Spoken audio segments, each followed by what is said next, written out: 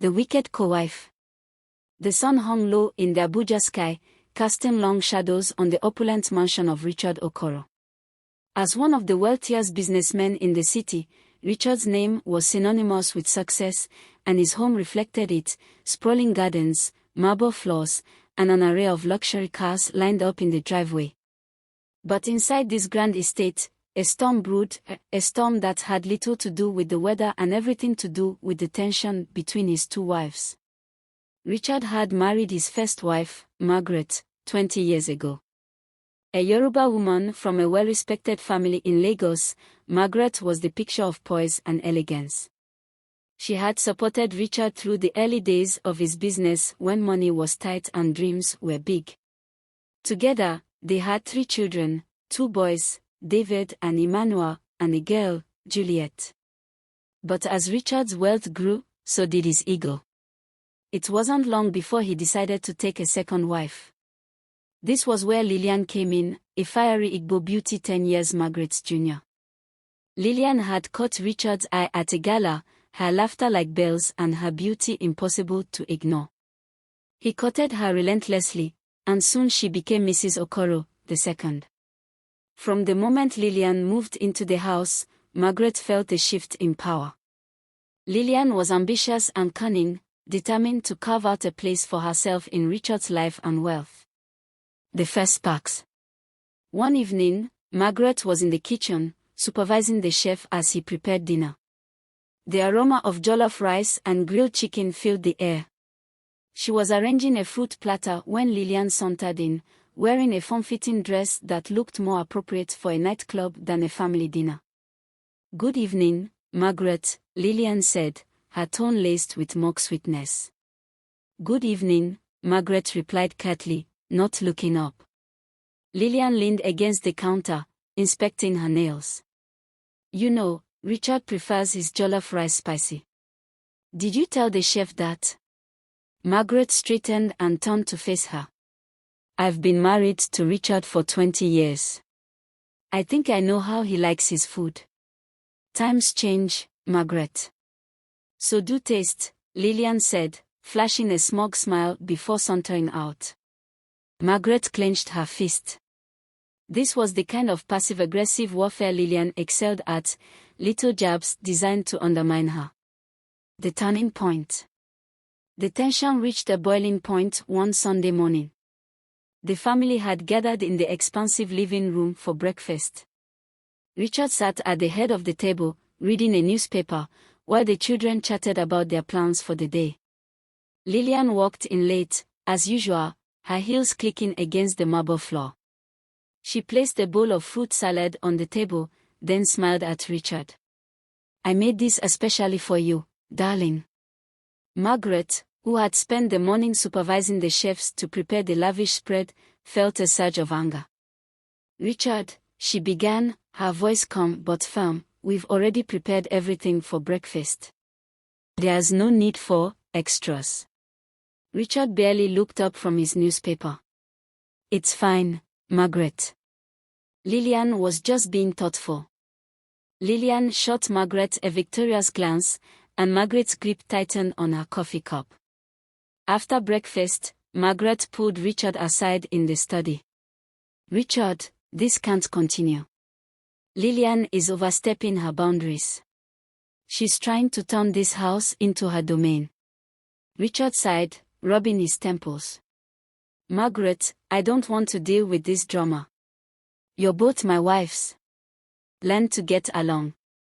Margaret left the room fuming. It was clear Richard wouldn't intervene.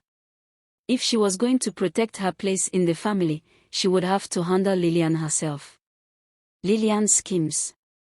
Lilian, meanwhile, had her own plans. She had always resented Margaret's position as the first wife. To her, Margaret was old news, a relic of Richard's past. Lilian was the future, and she intended to ensure her children inherited the lion's share of Richard's wealth. Her first move was subtle. She began sowing seeds of discord between Richard and Margaret's children. "David," she said one afternoon, cornering the eldest son in the hallway, "you know, your father has been talking about sending you to a university in South Africa. But Margaret insists you stay in Nigeria. She doesn't think you're ready to live abroad. David frowned. That doesn't sound like my mom. Lilian shrugged, feigning innocence. I'm just telling you what I heard. Maybe you should ask her yourself. David did, and the ensuing argument between mother and son left Margaret bewildered and hurt. Lilian watched from the sidelines, a satisfied smile on her face. The confrontation. Things came to a head during a family gathering. Richard had invited friends and relatives over for a barbecue, and the atmosphere was lively. Margaret was mingling with the guests when she overheard Lilian talking to one of Richard's business partners. I've been helping Richard with some of his investments, Lilian said, her tone dripping with self-importance. He says I have a natural talent for finance. Margaret marched over, her patience finally snapping. Lilian, I wasn't aware you were involved in Richard's business. Since when? Lilian turned, her expression a mixture of surprise and amusement. Oh, Margaret, you've been so busy with the children. I didn't want to burden you with the details. The tension between them was palpable, and the guests fell silent, sensing an impending explosion. Lilian, Margaret said, her voice low but steely, this is my family. My home. Don't forget your place. Lilian smiled sweetly. I know exactly where my place is, Margaret. Right beside Richard. Before Margaret could respond, Richard intervened, pulling her aside. What's wrong with you? He hissed. Why are you causing a scene? She's undermining me at every turn, Richard. I won't stand for it. Margaret, you're acting paranoid. Lilian is just trying to help. Margaret stared at him, disbelief and betrayal etched on her face. Margaret's fight back. Margaret realized she couldn't rely on Richard to see through Lilian's manipulations. She would have to outsmart her co-wife. She began by rallying support within the household. The staff, many of whom had been with her for years, were loyal to her. She subtly encouraged them to report any of Lilian's schemes. Next, she reached out to Richard's family, particularly his mother, Margaret. The matriarch was a formidable woman, deeply traditional and protective of Margaret. Mama, Margaret said during a visit, I need your advice. Lilian has been trying to turn Richard against me and the children. Margaret frowned. That girl is too ambitious for her own good. Don't worry, my daughter.